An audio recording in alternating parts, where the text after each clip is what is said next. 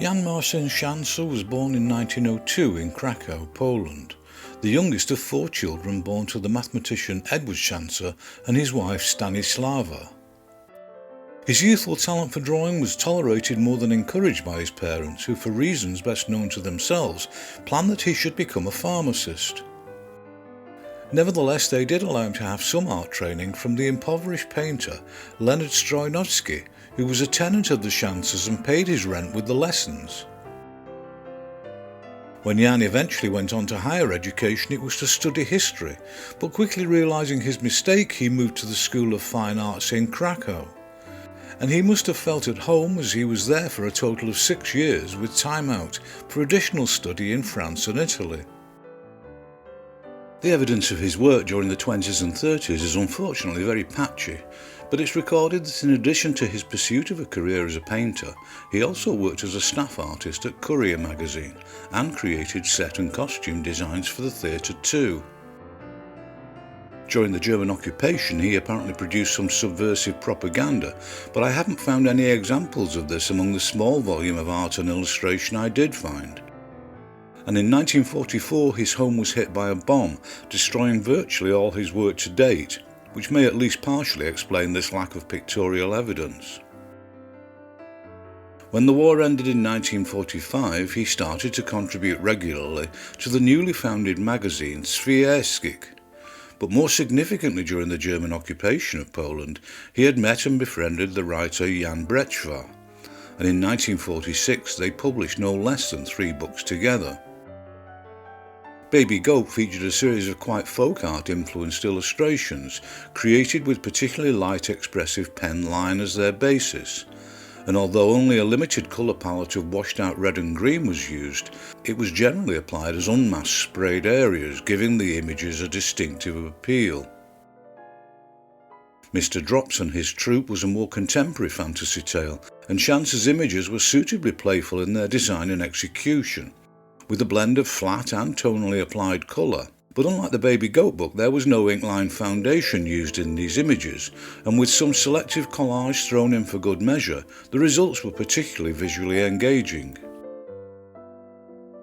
The third book of 1946 was Mr. Klex's Academy, also known as the Academy of Mr. Inkblot, the first in what would eventually become a highly popular and enduring trilogy of books. The eponymous central character was the headmaster of an academy of wizards, so it gave Szancer the opportunity to indulge his own taste for fanciful subject matter and anarchic image construction. There were engaging spiky pen and ink monochromes dotted throughout, but it was with the brightly coloured full-page images that he really made his mark.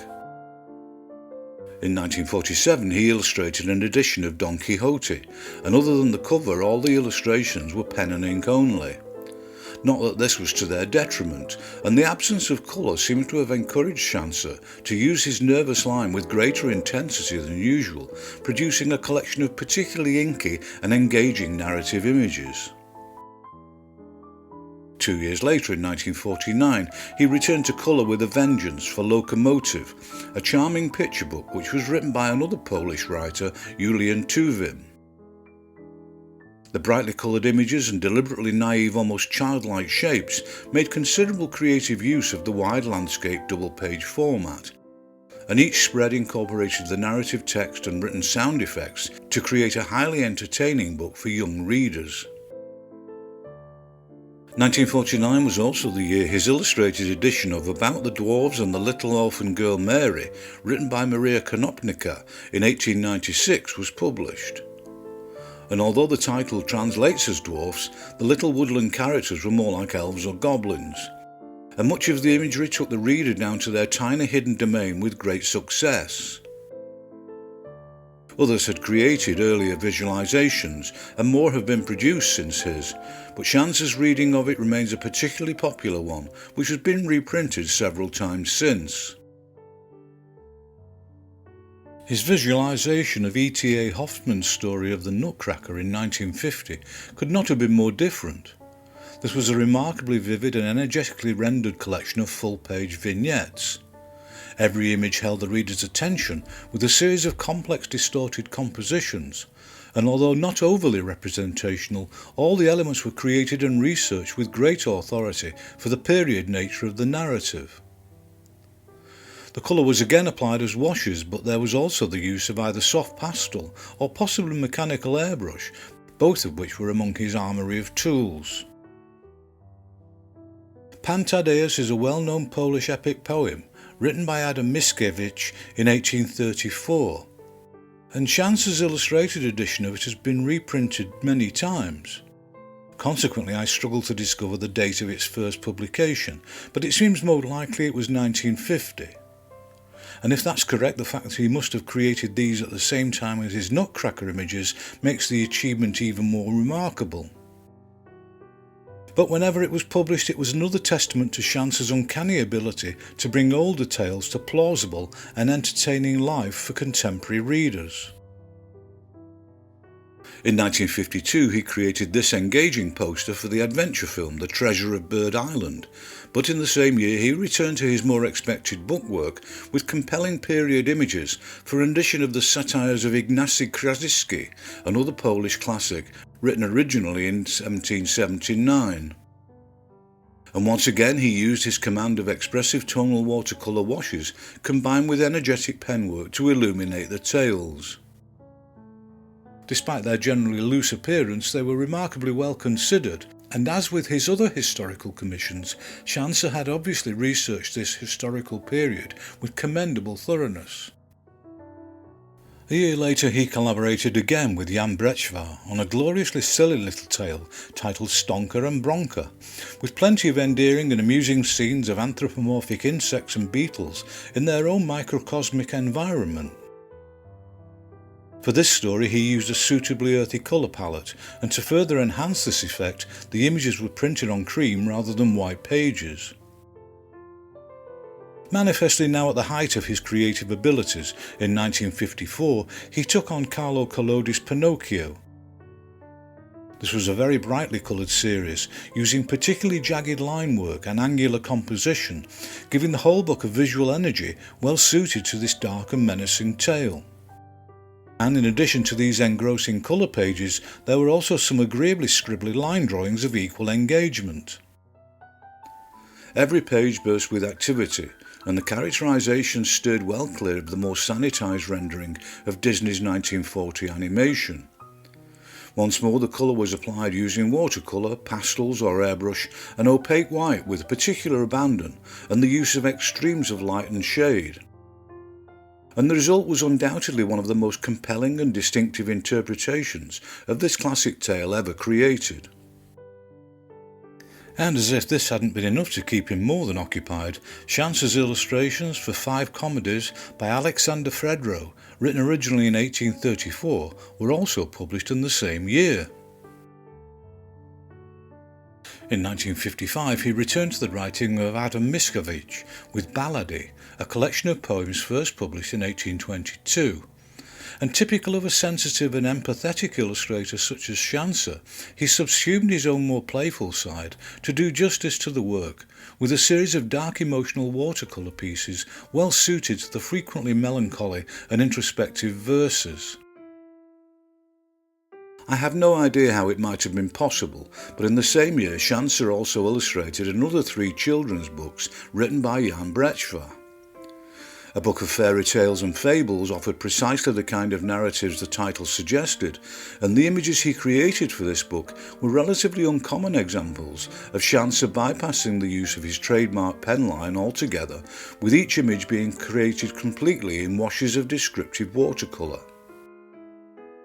The second book, a collection of Brechvar's poems for children, was created with Szancer's more expected combination of watercolour and ink, and each turn of the page presented the young reader with a new and amusing scenario of primarily but not exclusively anthropomorphic animal characters in all manner of amusing scenes. The third of these collaborations was Mr. Do-Re-Mi and His 7 Daughters, a musically themed book of fanciful rhymes, presented as a series of delightful double-page spreads, with each verse incorporated into the layout. In 1956, The Triumph of Mr. Klex was published, the second in the series, and it continued the adventures of this highly popular and enduring character with similar madcap images as the first. In 1957, Szancer published his visual interpretations of Hans Andersen's fairy tales, Another Marriage Made in Heaven, with a series of beautifully imagined and rendered fantasy images which evoke the centuries-old enchanting nature of these tales. All the atmospheric illustrations created for this project made for remarkably evocative illuminations of the narrative in question. In particular, he seems to have been able to bring out the generally romantic tone and underlying melancholy of Andersen's writing and themes with considerable empathy. But of course, one book a year would never do for Szancer, and in the same year he produced a new version of the Mr. Drop story, first published in 1946. It contained remarkably similar but far more graphic flat-coloured illustrations. And why this was done rather than a simple reissue I have no idea, unless the original artwork and printing plates had been destroyed. 1957 also saw the publication of his illustrations for Colas Bourguignon, written by Romain Rolland in 1919. This tale of a Burgundian woodcarver set some 3 centuries earlier was a particular favourite of Szancer's, and he produced a compelling series of heavy woodcut-style monochromes which greatly enhanced the book's morose appeal. The Story of Pan Twardowski by Janine Poroshinska was published in 1959. And this fantasy narrative involving the inhabitants of a Polish town when the decidedly odd Mr. Twardowski lands on the moon riding his giant cockerel provided Szancer with yet another fantasy tale ideally suited to his abilities. 1960's version of the story of Ali Baba produced yet more striking narrative work from Szancer, and a range of double-page spreads in both monochrome and full colour, which incorporated the text of the narrative with great visual success. Encouraging the reader to view the quite complex and well-rendered images while simultaneously following the written narrative added greatly to the immersive appeal of this tale. And although a geographical departure from the more usual Polish or European origins of much of his work, it was a highly plausible evocation of the Middle East. A year later he turned his attention to the fairy tales originally written by Charles Perrault in France in 1697, many of which were later exhumed and reimagined by others including Hans Andersen. This Polish edition was yet another ideal symbiosis of written narrative and illustration, for which Szancer created many telling brightly coloured images. Also in 1961, The Travels of Mr. Klex, the last in the trilogy, was published, and it enjoyed similar success to the earlier instalments. And the following year saw the publication of a Polish edition of Mary Norton's highly popular story Bedknobs and Broomsticks, for which Szancer created a series of agreeably angular pen and ink illustrations to enhance its appeal to younger readers.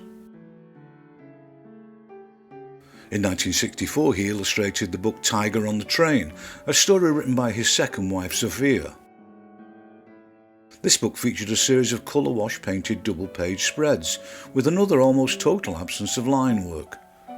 And although manifestly a fantasy story, this endearing book was unusually for Szancer, set in a plausible evocation of contemporary Poland.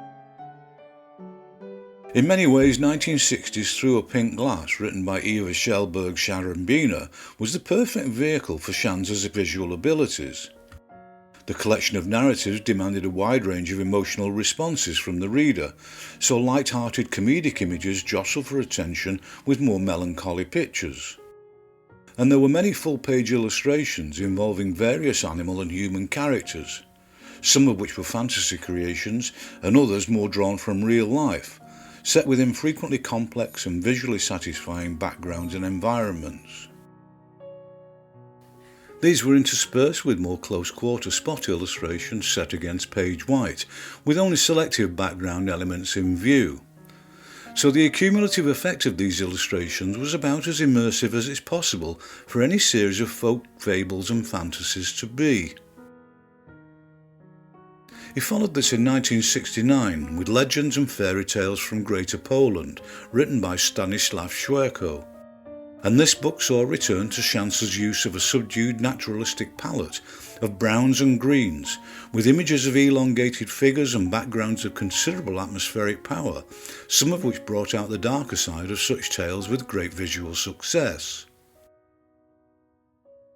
He returned to the writing of Eva Jelberg-Jarembina for The Tale of the Glass Mountain, which was published in 1972 with a series of typically angular characters and scenes, on this occasion predominantly set against large expanses of page white. But it seems like his work on this book was Szancer's parting shot, because he died only a year later in 1973 at the age of 71 in Warsaw. In addition to the many achievements mentioned in the introduction, Jan Marcin Szancer's output includes illustrations for about 300 books, along with many other illustrated works including postcards, posters and theatre design. To have been so prolific and so persistently creative is no mean feat, and this is particularly so when you consider that effectively I only showed a far from complete collection of work he had created from the end of the Second World War onwards, a time span of just 28 years. As far as I'm concerned, it's a very good thing that Poland continues to celebrate his work, and his books continue to be reprinted for new generations. I just hope this video expands that popularity to those of us in the rest of the world. He more than deserves it.